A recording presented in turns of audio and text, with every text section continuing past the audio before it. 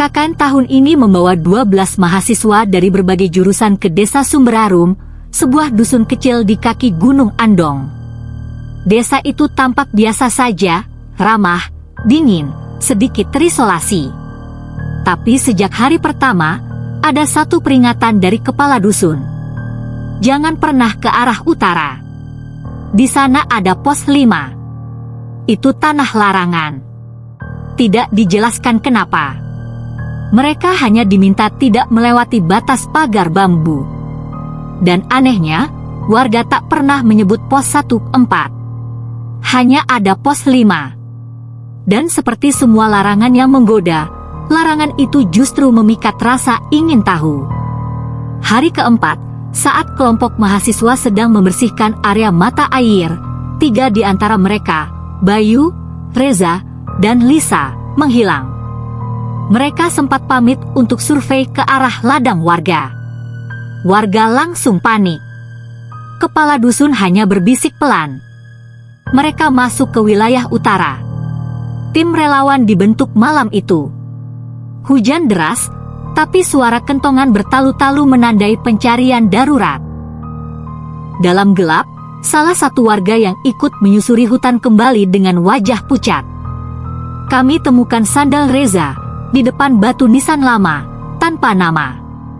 Rani, ketua kelompok KKN, nekat pergi sendiri malam itu. Ia membawa senter, peta desa, dan sebuah penanda dari warga berupa gelang janur kelapa untuk perlindungan. Ia berjalan melewati batas pagar bambu yang dilarang. Semakin dalam, udara berubah drastis. Pepohonan makin rapat. Rani mulai melihat kain putih tergantung di pohon-pohon. Seperti selendang atau kafan. Di tengah kabut, Rani mendengar suara. "Ran, tolong, kami di sini." Itu suara Lisa. Samar.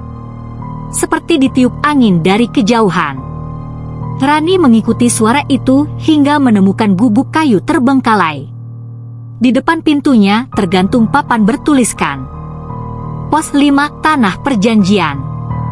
Di dalam gubuk itu, Rani menemukan mereka bertiga, berdiri mematung menghadap ke dinding, mata kosong, tubuh gemetar. Di tengah ruangan ada kendi tanah liat yang memancarkan bau darah dan bunga busuk. Sosok tua berjubah hitam duduk bersila di dekat kendi itu. Mereka sudah diberi makan oleh penjaga tanah. Bila ingin mengembalikan mereka, harus ada yang menggantikan. Rani menolak. Tapi sosok itu menunjuk gelang janur di tangannya. "Kau bawa pelindung. Itu artinya, kau datang untuk bernegosiasi." Rani menggigit bibir. Ia tak tahu aturan mainnya. Tapi ia tahu satu hal, ia tak akan pergi meninggalkan temannya. "Kalau begitu, aku ikut makanannya. Tapi bukan untuk menjadi tumbal. Aku datang untuk memutus perjanjian ini."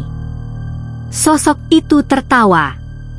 Tapi Rani mematahkan gelang janur dari tangannya dan melemparkannya ke kendi.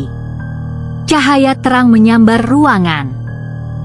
Tiba-tiba, gubuk bergetar.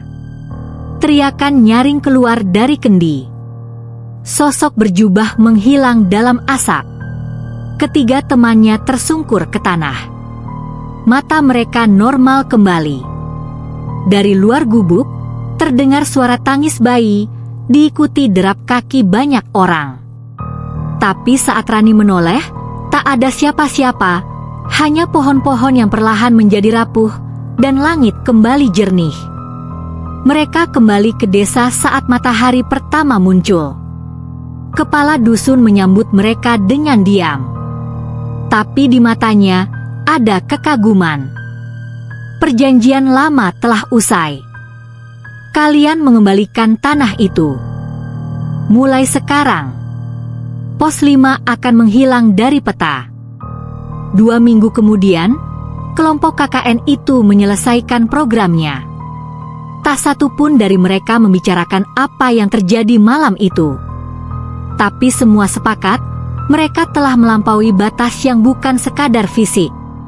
Rani menerima surat ucapan terima kasih dari pihak universitas. Tapi hadiah paling berharga adalah teman-temanku pulang bersamaku. Lengkap, hidup, dan tak satu pun tertinggal di tanah larangan itu.